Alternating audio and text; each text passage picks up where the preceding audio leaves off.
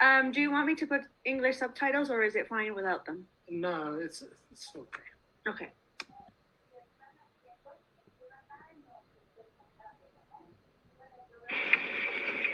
Rough terrain, a cold and icy road. A 4x4 is the only way to reach the Iranian border with Iraqi Kurdistan. We take the smuggler's route. Every day, hundreds of pickup trucks carry goods to this camp. It's one of many dotted along the border. Where I'm standing is the Iraqi Kurdistan border, a triangle between Iran, Iraq, and Turkey.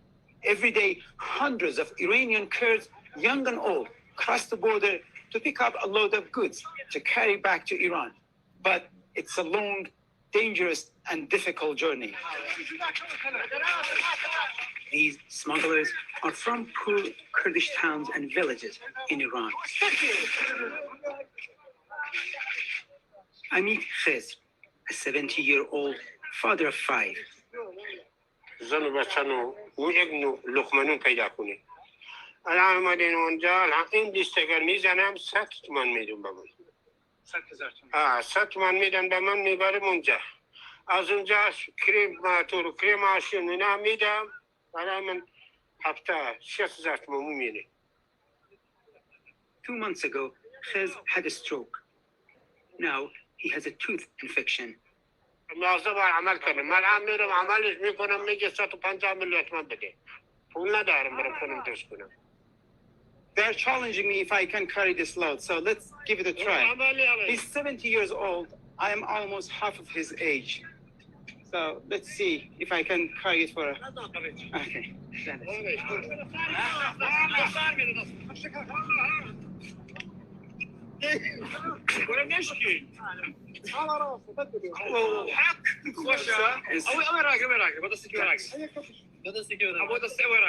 Believe it or not, it's impossible even to take a step.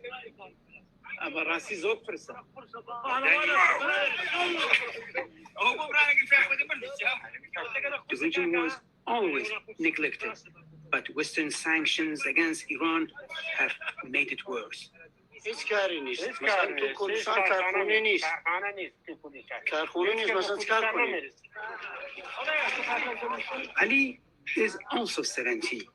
He has 10 children and says most of them are university graduates who can't find any work.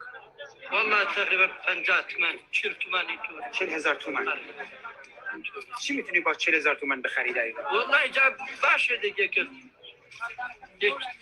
یکم خرج در میاد حتی کفش میخری که یه دفعه که بریج میخری یه دفعه خان میخری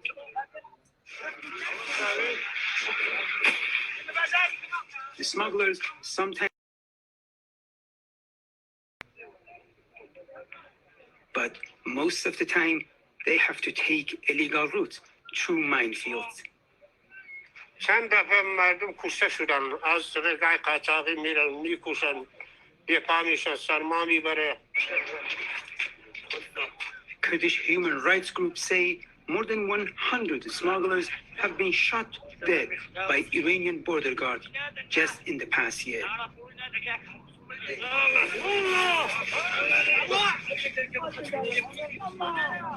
Khizr's load weighs more than 120 kilos. He has a difficult road ahead.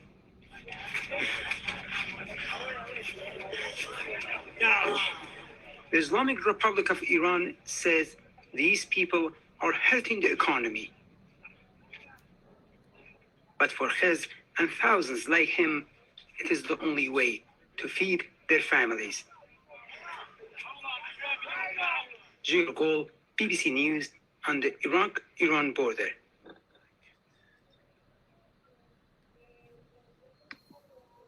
So I'm reading a paragraph and Andrea translate it. Okay. Yes. Entonces va a leer un párrafo el doctor Soleimani y yo traduciré el párrafo.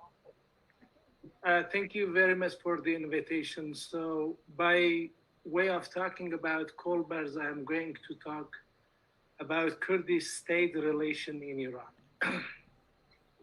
Hablar de los kurdos implica hablar de la relación de la población Kolber en Irán. Okay, there are two words to remember. One, Kolbar means worker, and Kolbari means work, cross-border work. So we don't call them smugglers. Hay dos puntos que hay que recordar. Kolber significa trabajo y Kolberi es trabajar. Entonces, para no usar el término contrabandista. Thank you. In Kurdish, Kolbari refers to the young and old cross-border labor in which people called Kolbars carry goods on their backs across the borders of Iran, Iraq, and Turkey. It's a dangerous form of labor as Kolbars are regularly shot by Iranian armed forces or die from falling off mountain cliffs, walking into minefields, and exposure to extreme cold.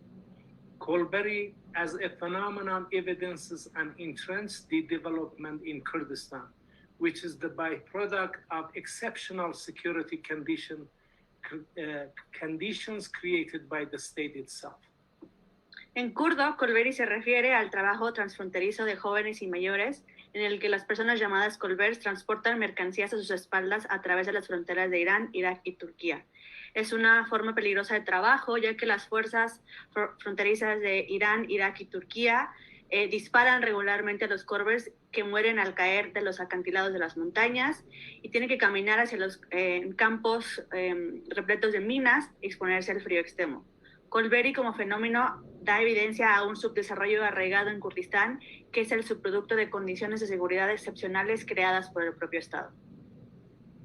Kolbari showcased the fundamental ethno-cultural dynamics and resultant economic, political disparity in Iran, where the ruling Persian Shi'i ethno-nation has monopolized all forms of power and means of production. The severe economic conditions of Kurdistan evidences ethno-linguistic and religious cleavages. Therefore, Kolbari is an outcome of internal colonial system, similar to what Sarah Roy terms as the development, a process through which a hegemonic power adopts hindering strategies to deliberately block internal economic development and structural reforms. Kolberi muestra la dinámica etnocultural fundamental y la disparidad económica y política resultante en Irán, donde la etnonación persa chiita gobernante ha monopolizado todas las formas de poder y medios de producción. Las severas condiciones económicas de Kurdistán evidencian divisiones etnolingüísticas y religiosas. Por lo tanto, Kolberi es el resultado de un sistema colonial interno similar a lo que Sarah Roy denomina subdesarrollo, un proceso mediante el cual una potencia hegemónica adopta estrategias obstaculizadoras para bloquear deliberadamente el desarrollo económico interno y la reforma estructural. Kolbari is the direct outcome of the hierarchical ethno-nationalist and religious system that has segregated Kurds and their economic life through its division into sovereign versus non-sovereign ethno-nations.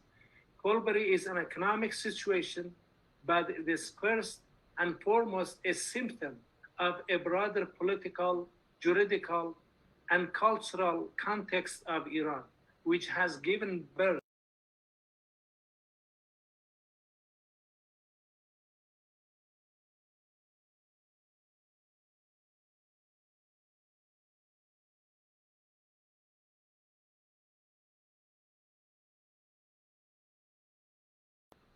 Kolberi es un resultado directo del sistema jerárquico etnonacionalista y religioso que ha segregado a los kurdos y su vida económica a través de su división en etnonaciones soberanas versus aquellas que no son soberanas. Kolberi es una situación económica, pero es ante todo un síntoma de un contexto político, jurídico y cultural más amplio de Irán, que ha dado origen a este sistema de apartheid. La estrategia estatal, intrínsecamente discriminatoria y racista, mantiene a Kurdistán económicamente segregado y distorsiona sistemáticamente su desarrollo. Not long after Ayatollah Khomeini's return to Iran, Kurds faced full-fledged military campaigns. Their cities were sieged and their civilians were massacred.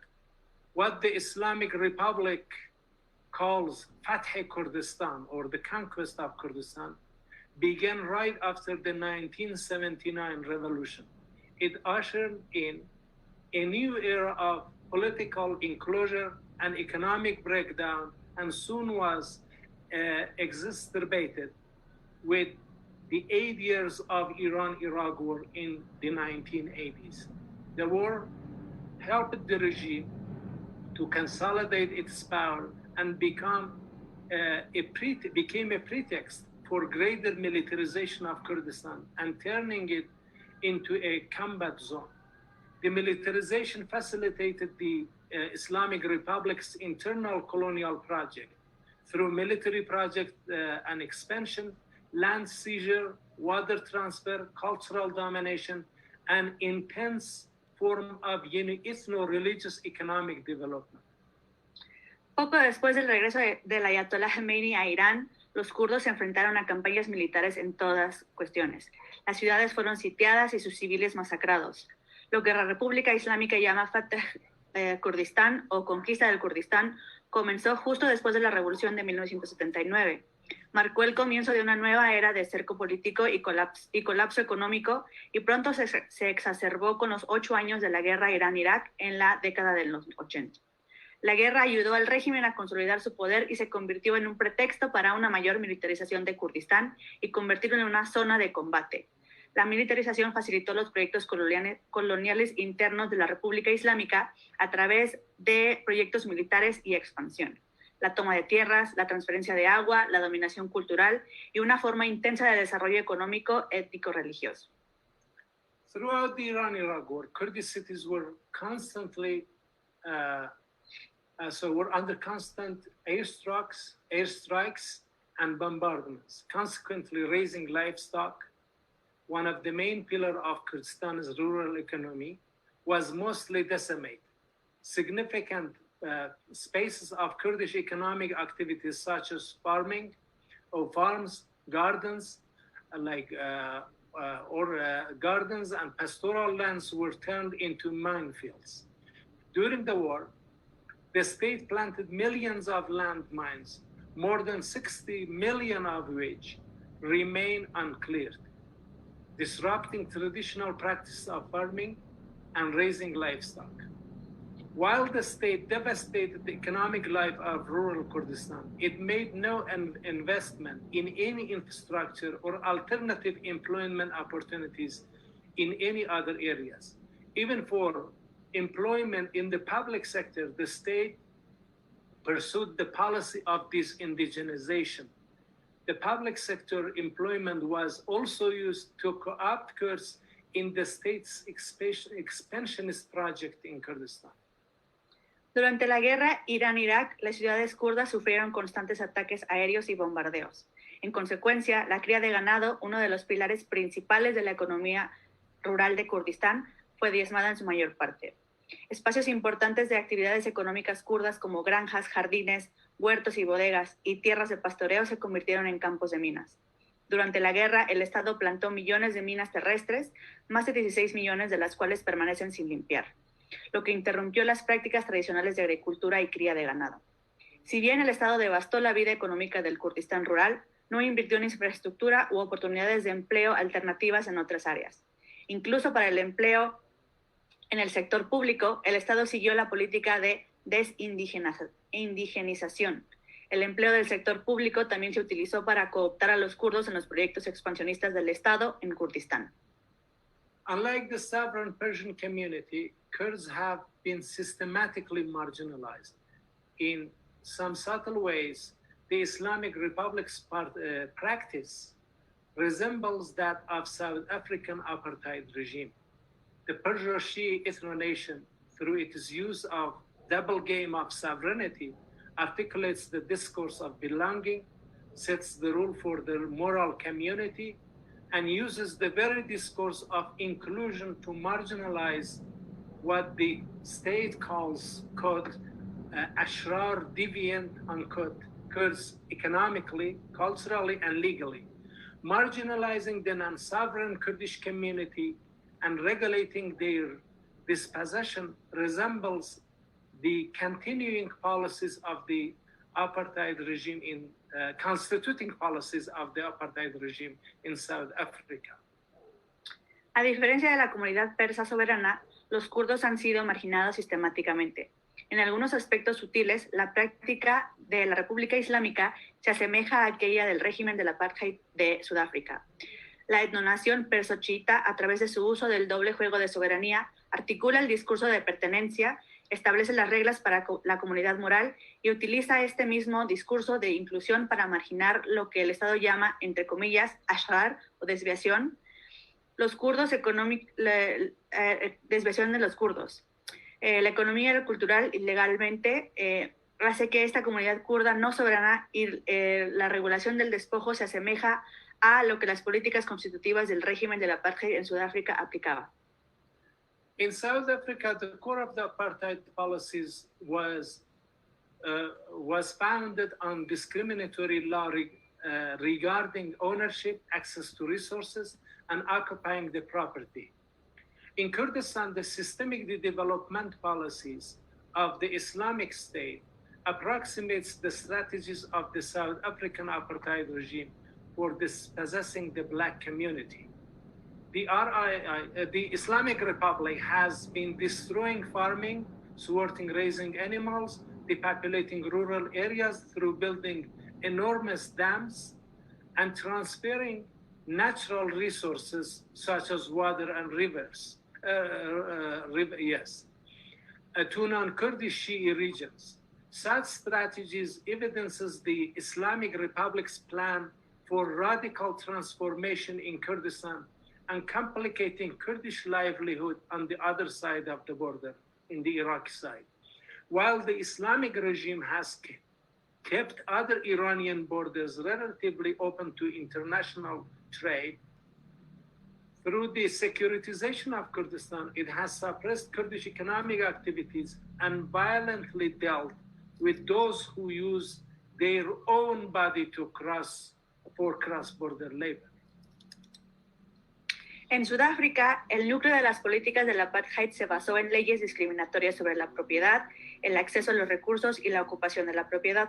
En Kurdistán, las políticas sistemáticas de subdesarrollo del Estado Islámico se aproximan a las estrategias del régimen del apartheid sudafricano para desposeer a la comunidad negra. La República Islámica ha estado destruyendo la agricultura, frustrando la cría de animales, despoblando áreas rurales mediante la construcción de enormes presas y transfiriendo recursos naturales, por ejemplo, agua y ríos, a regiones chiitas no kurdas. Tales estrategias evidencian el plan de la República Islámica para realizar transformaciones radicales en Kurdistán y complicar el sustento de los kurdos al otro lado de la frontera, es decir, en el sur. Si bien el régimen islámico ha mantenido otras fronteras iraníes relativamente abiertas al comercio internacional, a través del recrudecimiento de la seguridad de Kurdistán, ha reprimido las actividades económicas kurdas y ha tratado violentamente a aquellos que usan su propio cuerpo para el trabajo transfronterizo. As mentioned, the state used the Iran-Iraq war to extend military infrastructure and occupy all Kurdish towns and villages with its military facilities. As Rasmus Elling points out, Kurdish cities and villages, quote, were heavily militarized, while the civilian population suffered under indiscriminate bombing, claiming huge casualties and causing rapid depopulation, unquote. While significant portions of the city space and their surroundings were allocated to for military expansion due to the lack of medical facilities, the people for any proper medical treatment had to go to the provincial capitals in Kurdish provinces.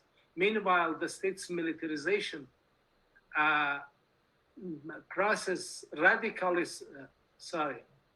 the state's militarization process radically subsided, raising livestock and reduced farming. The regime inflicted greater misery on the people by expanding minefields and banning the farmers' movement in pursuit of pastoral lands. The latter was supposed to disrupt organic ties between people in the rural areas and the Kurdish fighters. This way, the state expedited the destruction of the Kurdish enclave's economy through its economic and spatial investment in the militaristic infrastructure and ecological terror. Como ya se mencionó, el Estado utilizó la guerra Irán-Irak para expandir su infraestructura militar y ocupar todas las ciudades y pueblos kurdos con sus instalaciones militares. Como señala Rasmus Elling, las ciudades y pueblos kurdos estaban fuertemente militarizados, mientras que la población civil sufría bajo los bombardeos indiscriminados, provocando enormes bajas y provocando una rápida despoblación. Si bien una parte significativa del espacio de las ciudades y sus alrededores se asignaron para la expansión militar, debido a la falta de instalaciones médicas, la gente, para recibir el tratamiento médico adecuado, tuvo que ir a las capitales de provincia de provincias cercanas kurdas. Mientras tanto, el proceso de militarización del Estado disminuyó radicalmente la cría de ganado y la reducción de la agricultura. El régimen infligió una mayor miseria a la población al expandir los campos de minas y prohibir los movimientos de agricultores en busca de tierras de pastoreo. Se suponía que esto último interrumpiría los lazos entre la gente de las zonas rurales y los combatientes kurdos. De esta manera, el Estado aceleró la destrucción de la economía del enclave kurdo a través de su inversión económica y espacial en la infraestructura militarista y el terror ecológico. In Iran, Kurdish exclusion is constitutionally sanctioned. The Islamic Republic's constitution disqualifies non-Shiites to occupy key state positions such as the presidency, as it's mentioned in the Article 116 of the Constitution. They cannot run for presidency, nor they can become a member of the Cabinet, National Security Council, the Expediency Council, the Guardian Council, or the Council of Experts. In the last 4 decades, not a single Sunni Kurd has been allowed to serve in the key state decision-making position. The state bureaucracy, laws, organization are all structured around the exclusion of non-Shi'i and non-Persian communities like Kurds. Kurds have also been barred from entry into the key intelligence and military positions. En Irán, la exclusión kurda está sancionada constitucionalmente. La Constitución de la República Islámica descalifica a los no chiitas para ocupar cargos estatales claves como la presidencia, que se puede ver en el artículo 116 de la Constitución. No pueden postularse para la presidencia, tampoco pueden convertirse en miembros del gabinete, del Consejo de Seguridad Nacional, del Consejo de Conveniencia, del Cónsul Guardián o del Cónsul de Expertos. En las últimas 4 décadas, ni un solo kurdo sunita ha podido ocupar puestos clave en la toma de decisiones del Estado. La burocracia estatal, las leyes y las organizaciones están estructuradas en torno a la exclusión de las comunidades no chiitas y no persas, por ejemplo, los kurdos. A los kurdos también se les ha prohibido la entrada a las posiciones militares y de inteligencia claves. The Islamic Republic is a segregationist state whose policies and laws are founded on certain constitutional stipulations, shielding the categorical ethno-religious organization of the polity. Discrimination against Kurds holding lower offices is not stipulated in the Constitution. Nevertheless, all discriminatory appointments and institutional exclusions correspond to the spirit of the Constitution as it necessitates ordering the state and society in accordance with the 2 pillars of the official identity, Shia Islam and Persianism. In words of, again, Rasmus Elling, the Constitution Code creates a legal political order that fundamentally discriminates against all non-Shiis, unquote. The sovereign ethno-nation strives to tribalize Kurdistan and obstruct its contact with the capitalist modernity, and concurrently, it has framed Kurdish demands as signs of the regional backwardness. La República Islámica es un Estado segregacionista cuyas políticas y leyes se basan en ciertas estipulaciones constitucionales, protegiendo la organización categórica étnico-religiosa de la política.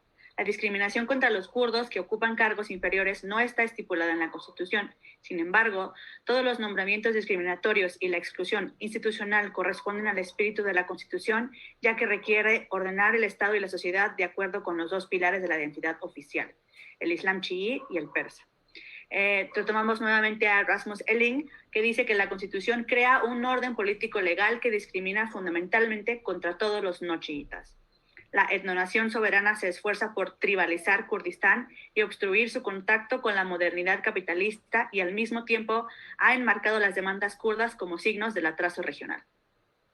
In the last 4 decades, the regime, under the pretext of exceptional security situation, has obstructed industrial and economic development in Kurdistan.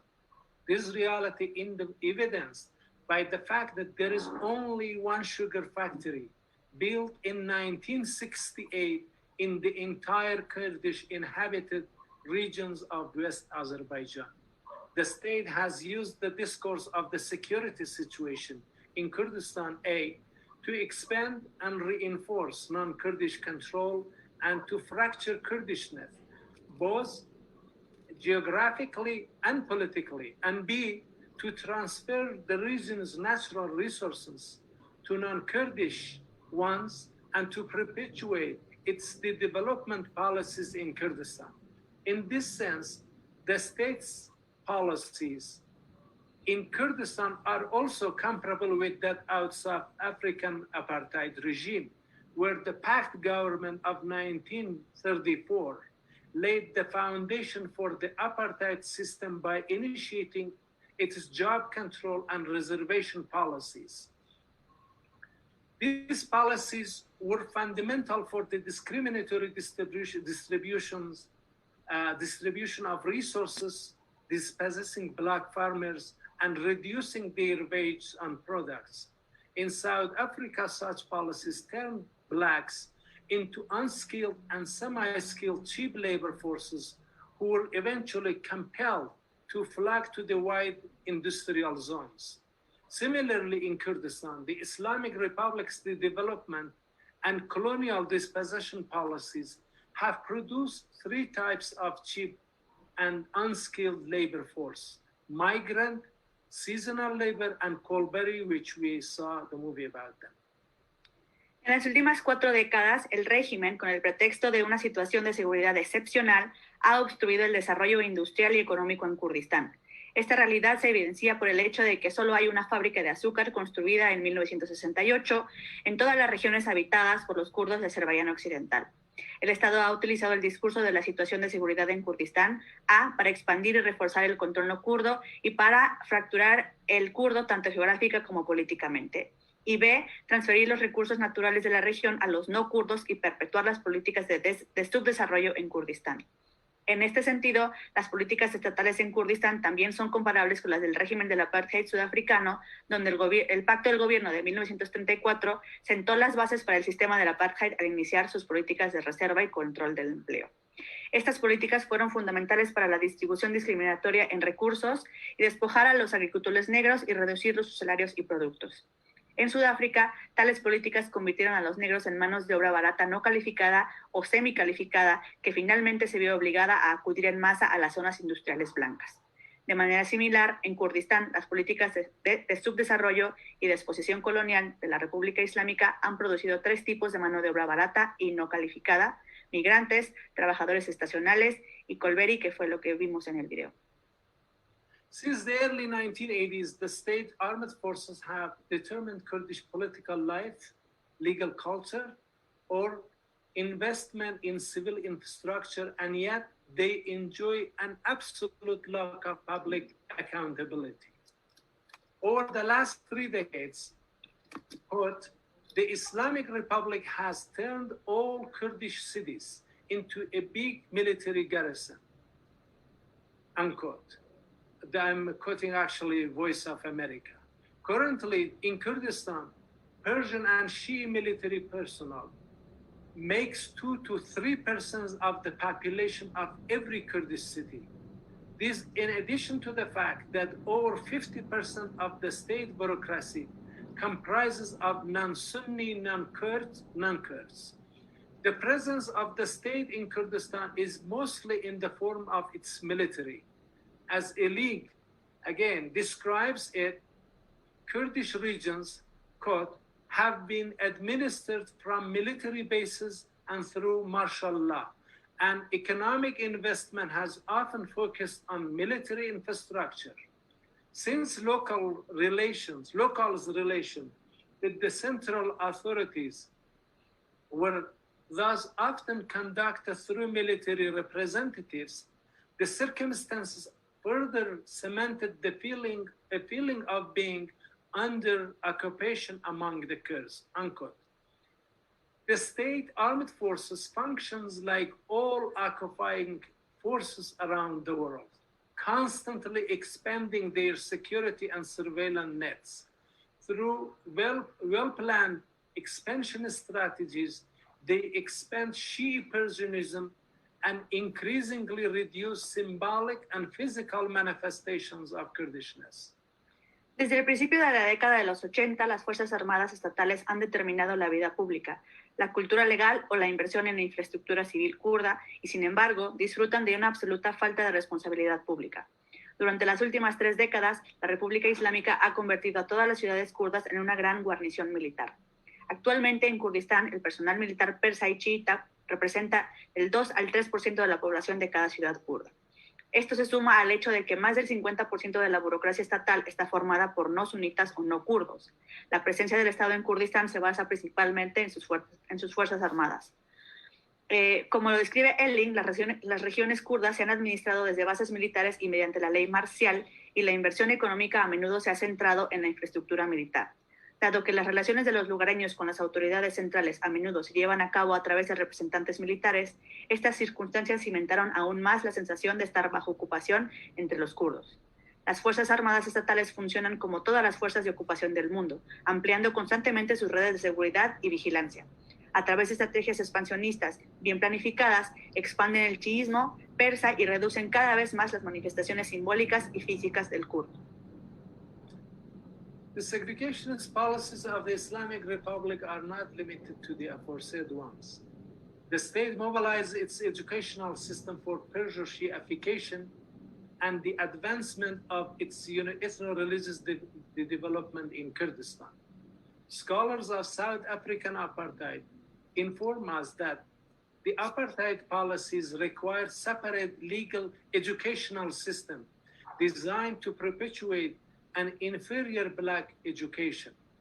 Analogously, the education system of the Islamic Republic guarantees an inferior and the indigenizing non-Persian, non-Sunni education. The Islamic Republic, through its colonial acculturation system, has pursued 2-tiered educational policies. It's the indigenization, which is called Bumi Zudai in Farsi, strategy blocks local people from working in the state institutions, schools, universities, and replace them with non-local Shi'is and Persians. In some non-Shi'i provinces, according to the Deutsche Welle, up to 80% of educators consist of non-locals. Illing is right to state that, quote, the administrative infrastructure arranged in a way so the Sunnis arguably do not constitute a majority in any province. The indigenization raises local unemployment and gradually de-indigenizes the bureaucracy and educational cadre. Higher education zoning is another strategy that bars Kurdish students' admission to institutions outside their localities. They deal with such a constraint, while the Iranian education system is a Persian-centered one, and almost all prestigious universities are in Persian central cities like Tehran. Entry to such institution has never been easy for Kurdish students. Las políticas segregacionistas de la República Islámica no se limitan a las antes mencionadas. El Estado moviliza su sistema educativo para la personificación del perso-chiismo y el avance de su subdesarrollo étnico-religioso en Kurdistán. Los estudiosos del apartheid sudafricano nos informan que la política del apartheid requería sistemas educativos separados, diseñados para perpetuar una educación inferior a la población negra. De manera análoga, el sistema educativo de la República Islámica garantiza una educación inferior y desindigenizante no persa no sunita. La República Islámica, a través de su sistema de aculturación colonial, ha seguido una política educativa de dos niveles. A, la desindigenización, que impide estratégicamente que la población local trabaje en las instituciones estatales, escuelas y universidades, y los reemplaza con con chiitas y no persas locales. En algunas provincias no chiitas, hasta el 80% de los educadores son personas no locales. Elling tiene razón al afirmar que la infraestructura administrativa está dispuesta de manera que los sunitas posiblemente no constituyan una mayoría en ninguna provincia. La desindigenización aumenta el desempleo de la población local y desindigeniza gradualmente la burocracia y los cuadros educativos. B, la zonificación de la educación superior es otra estrategia que prohíbe la admisión de estudiantes kurdos a instituciones fuera de sus localidades. Se ocupan de tales limitaciones, mientras que el sistema educativo iraní está centrado en el persa y casi todas las universidades prestigiosas se encuentran en ciudades centrales de Persia como Teherán.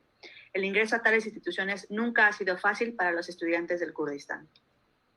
Thank you very much. I know because of the double language, we have already taken so much time, so we stop here. Bueno, menciona al doctor Soleimani que le da muchas las gracias y una disculpa porque la doble traducción hizo que tomáramos más tiempo del previsto. Gracias. No se preocupe, estuvo muy interesante, por eso no quise cortarlo. Creo que tocó puntos muy importantes, no solo porque nos muestra esta realidad del Kurdistán, sino que nos llega como humanos, ¿no? Las condiciones en las que está viviendo el pueblo kurdo en Irán, sino también cosas que son comunes en otras latitudes con estos grupos étnicos que están sufriendo políticas de segregación, represión, cerco político y cerco económico, ¿no? Esto es una constante en otros, con otros grupos étnicos en la región, como vamos a ver ahorita. Le quiero dar la palabra ahora al embajador Mukhtar. Él es ahorita la situación en el Sáhara es muy complicada. Creo que